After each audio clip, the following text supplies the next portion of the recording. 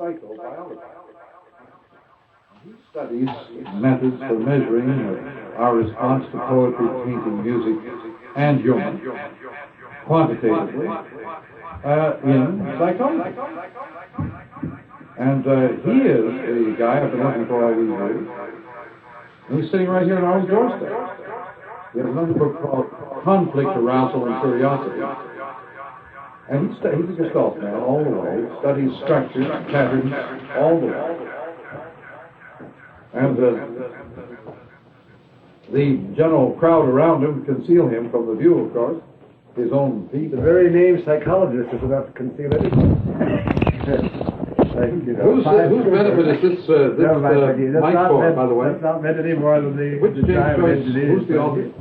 Have you seen it yet? No, I don't know. Gestalt. This is the book they were talking about that was written in Trieste. And I wondered whether you've seen a copy. No, I haven't seen it. Writing track. Handwritten text. By the way, who's running this machine? You are, sister?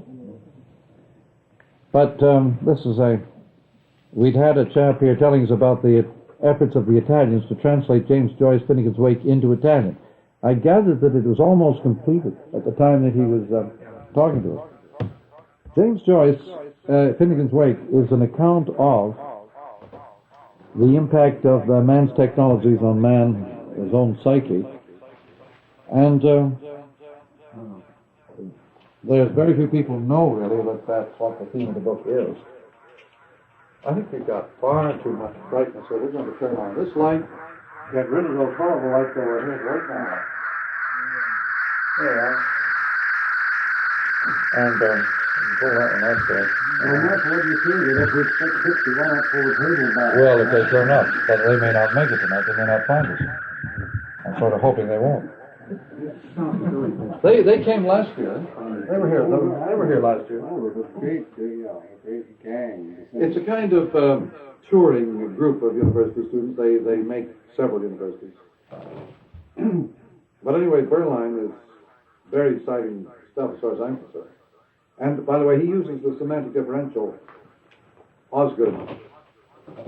There is a method for measuring meaning and measuring human response to paintings, poetry, humor, anything, by verbal means.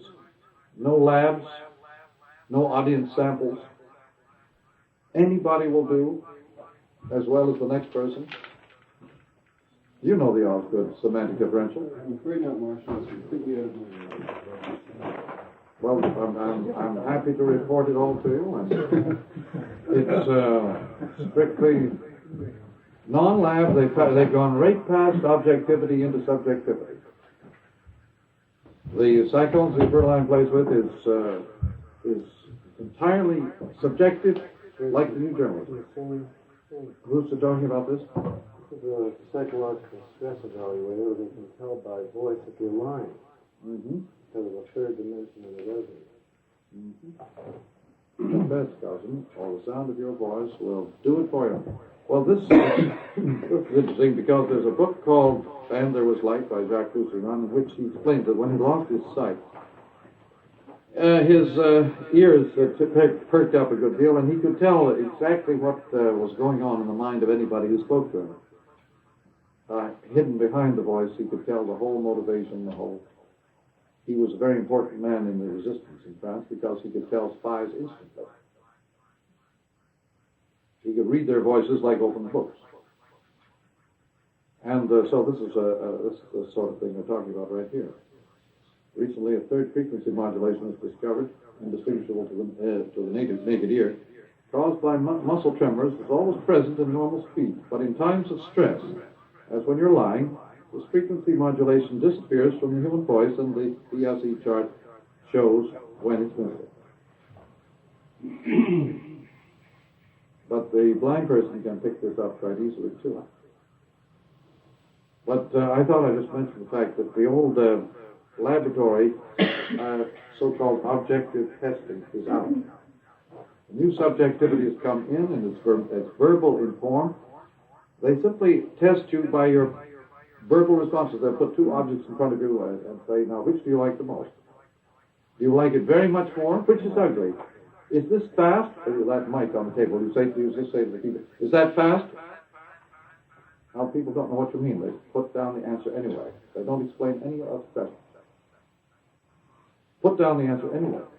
And they discover to their amazement that people know a great many things that they don't know they know. They pop all this into a computer, by the way. It's not done by ordinary processing. But they use 7 preferences, seven forms of preference and evaluation, all verbal, and no lab stuff and no audience samples. It's like the expanded Likert scale. The 5 value is expanded to 7 values. It's the one that you can tell differences. They group themselves better this way. But I think what is perhaps most interesting about this is the way of discovering the hidden ground of assumption. Well, here you see this picking up a person who's lying, hidden ground. But Gestalt psychology began in 1915, BERLYNE reports. The first person to use the word was a Danish chap in a treatise in 1915. Figure ground is Gestalt's approach to situations. That lamp is figure on table is ground. The two change each other. They do something to each other. If you put the table is figure on the rug is ground, the rug is figure on room is ground, and so on, and they keep banging against each other all the time. That is Gestalt psychology. It's figure ground psychology. And it's a dynamic psychology, and it's based on structures. No point of view exists in the Gestalt psychology. What we had been working on earlier this year, we hope to continue with right now, and that is power. We've learned quite a lot about it in society. There's a book by Rollo May, which he sent me a few weeks ago, called Power and Innocence. A search for the sources of violence. And it's very simple, basic. And I'll just read you one passage. I think it's page 48, or is that 42? Right. Power is simply the quest for identity. The fourth phase is aggression, when self-assertion is blocked over a period of time, as it was for the Jews for many years, and as it is for every minority people. A stronger form of reaction tends to develop. I spent 3 years in Salonika. I found that the 100,000 Sephardic Jews living there, 1/3 of the population of the city actually made up for the cultured intelligentsia of the city. There was a complete absence of anti-Semitic prejudice, such as existed in the rest of Europe and America. There was also a complete absence of the aggressiveness associated in this country with Jews. Indeed, the motto in Salonika was, it takes 2 Jews to outwit a Greek and 2 Greeks to outwit an American. An Armenian, sorry. The Armenians, the group at the bottom of the totem pole, were the ones in whom aggression and sharp bargaining had developed. He relates this aggression and this violence to deprivation and minority stories. So, when aggression tendencies are completely denied to the individual over a period of time, they take their toll in a zombie-like deadening of consciousness, neurosis, psychosis, or violence. That it is a kind of frustration and suppression.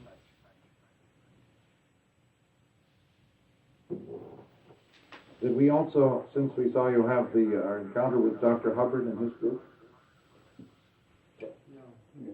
Dr. Hubbard, had we talked about that?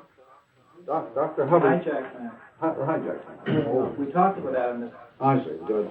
last. Well, then let's switch to another area of structures and power. And we have an interesting article here in the Globe and Mail on the January 13th, if any of you noticed it, on Is Bureaucracy Stifling Urban Progress? Well, title doesn't tell you really what this chap is driving at is that. What's his name again, Barry? Lithwick. Lithwick? Lithwick. Carleton University professor of political science. In the time he was with the Ministry of Urban Affairs, retired in 71. charging the government's approach is too limiting. He teaches economics at Carleton University, following our extracts from an article in the current issue of Canadian Public Administration. And what he's pointing out here is how the government works, and this is highly visible and is a good illustration of how all bureaucracies work, whether in government, education, or business, large business especially. And he says that it is true that governments do come up with new programs, as in the fields of manpower, policy, education, medical care, etc., but these are mostly attempts to achieve old norms more efficiently. That is, to work faster with the old philosophy and the old goals. Now, in areas of real innovation, the attempts have been ill-considered and are rarely subjected to an ongoing process of improvement through controlled experimentation. That is, there's very little innovation that goes on in any large institution of any kind. The institution inhibits it. Now, John Kenneth Galbraith, he goes on, I'm just reading some excerpts from him, has shown how naive the conventional view of business is, namely that it produces what the public desires. On the contrary, he finds that business devotes substantial resources to altering preferences by persuading the public to buy things business chooses to produce, despite the fact that the goods and services are not initially wanted, not particularly useful, and often not very safe. Now, this is Galbraith's thesis of how it works in large institutions. Now, the district goes ahead. By the way, when they say the word business, you see, it's a nonsense syllable, because if you look at any business, to find out who runs that business, how do they make decisions about anything, then it's a completely different situation. The word business does not tell you anything, whatever. Exactly, because it doesn't tell you anything about the hidden environment. And the hidden environment in all of this bureaucracy are the assumptions of the literary world in which we are brought up, our Western civilization. Go ahead, let's have some more of his. He has some pretty good themes. Consider, for example, the short takeoff and landing program.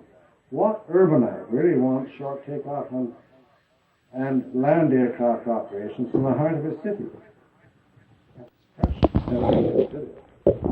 Similarly, for the vast array of useless military hardware, we don't need to go into the highways, social welfare programs, and so on. That is not to say that we don't require policies for dispense for transportation for the poor, but what we get bears little resemblance to what the public wants and what its priorities are. Rather, it reflects the growing power of government to impose its will on society, a development that we must be carefully examine. You notice how he judges. He isn't a process man, but he points out, he makes an inventory. He sets up a great big conflict between bureaucracy and politics. Yeah. Big business can guarantee its survival by eliminating competition, and it does this through merger or through outright purchase. Governments have no real competition, particularly because among themselves they are generally agreed to abide by the status quo. Now we go on. Sole access to information essential to sound decision-making, the growing irrelevance of all MPs outside the cabinet. None of that now. That's the structure. Growing irrelevance of all MPs outside cabinet. Why? No access to information. The marketing of political images rather than ideas by the same firms. The cabinet members have access to information that the MPs don't have. And so there's a complete gap between the civil service and the politicians. But just note, the public attitude to governmental failure at the bureaucratic level is one of cynicism. The bureaucrats are assumed to be shiftless, incompetent, hostile, remote, and reactionary. Much of this is not true, but the failure remains, and so we must try to understand it. So it goes on. The bureaucracy is oriented toward specific historical norms. That is, things which are always based in the past. In an early area, these norms are easily identified and separated because society itself was separable. A one-dimensional administrative structure could give a reasonable assurance that it would not influence or be influenced by other norms. That is, as a man on the farm. Where does he come to the point about inside an actual bureaucracy, everybody works to push up. Okay. Let's go the further. existing structures. All right. There is no reason to expect the bureaucracy to transform itself from a vertical to a horizontal or multiform norm focus. That is, there's no reason to think that the bureaucracy is going to change the rules whereby it can elevate its own status. Yeah. But No senior bureaucrat will willingly relinquish power, and particularly the power to set priorities. His strength derives from the size of his bureau. There you are. And its size is based on the effective pursuit of the department's norms. now, this you're getting into some awful verbiage there, Barry. I know. There are some passages that I marked, I guess not in that. Oh, no, this not. You don't have my got copy. yours.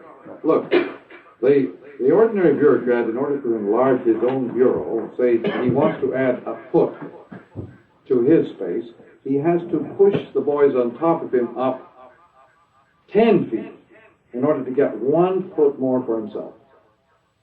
Well, this is the exponential problem in bureaucracy. In order to get your way down in the lower echelon, you want a little more for yourself. You have to elevate the boys above you, change their lives, their salaries, their operation 10 times bigger so you can be a little wee bit bigger. It's like single-handedly trying to lift the pyramid, isn't it? Now this is the weird circumstance. Yes, it isn't said in here. That's what it's implied, and this is the thing that we were It says discussing. it somewhere. I have marked it. That's not what actually said. What is actually said is simply this: it's that the whole structure is, and we. It isn't said- Remember, in a bureaucracy, it is not the boys at the top who run it. It's the men underneath who run it. the men underneath who always run the bureaucracy. And The top boys don't run anything. And it's not the politicians who have the information. That's what comes out of here. Even though the cabinet makes the politicians relevant, it's the civil service that provides the information to the cabinet.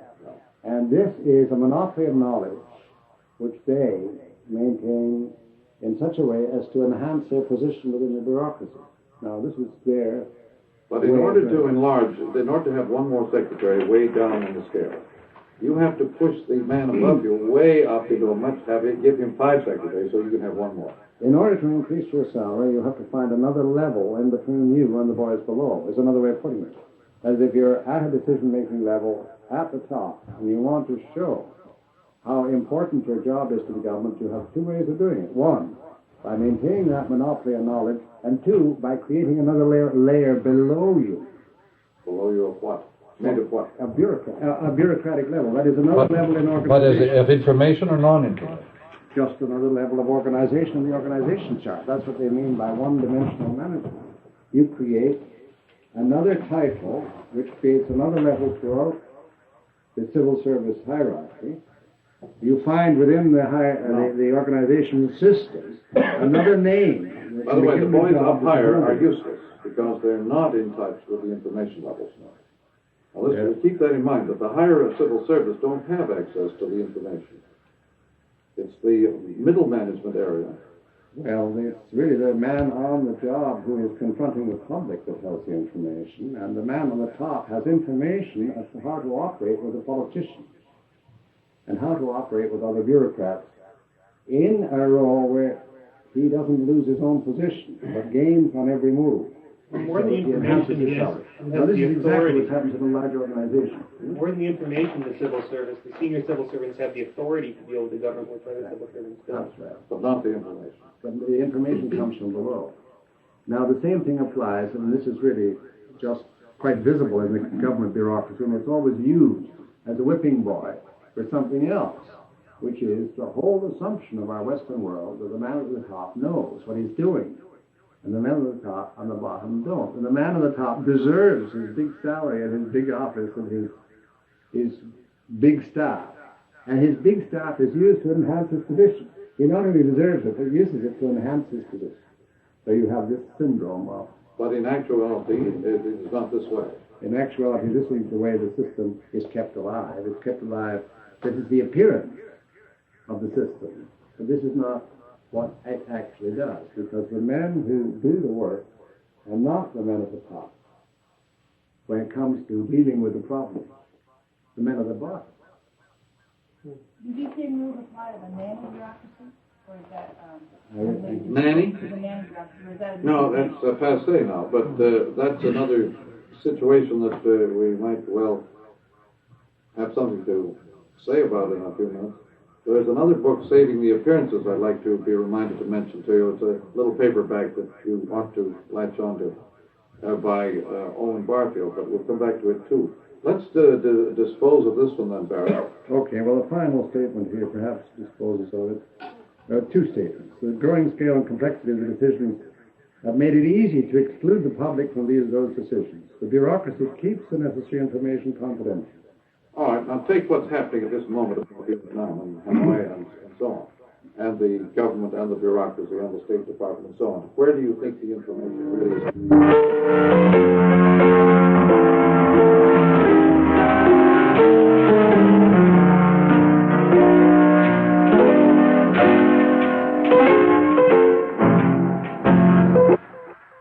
It's all processed. It's all interpreted. And remember that one of the big factors in their information problem is public response now. Public response has become one of the big factors in the situation that they're working in. I think the Nixon public response to him power there is the ability or the effect of going completely against public response. I feel that he sees this as a sign of power. Oh, yeah. If 99% of the people are against something and he does it, this is a manifestation of it. You know, on the other hand, remember he's surrounded by people who are very dependent upon that goodwill of that very public. This same article, before we drop it, mentions, consider highway engineers, this is the last column there, who have roughly the same attitude to transportation as their colleagues in the auto firms, the factories, and highway construction companies.